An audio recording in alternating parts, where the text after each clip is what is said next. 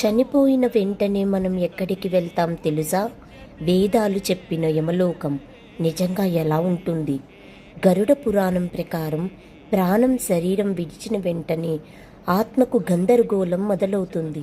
తన శరీరాన్ని తానే చూస్తుంది, కానీ ఎవ్వరూ వినరు.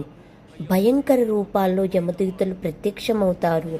పాపం ఎక్కువైతే వారి రూపం మరింత భయంకరం. ఆత్మను యమలోకం వైపు తీసుకువెళ్లే మార్గంలో ఉంటుంది వైతరిణి నది. పాపం చేసిన వారికి అది రక్తం, మలం, అగ్ని కలిసిన భయంకర ప్రవాహంలా అనిపిస్తుంది. యమధర్మరాజు సింహాసనం ముందు చిత్రగుప్తుడు ప్రతి పాప పుణ్యాన్ని చదువుతాడు. ఒక చిన్న తప్పు కూడా మర్చిపోడు.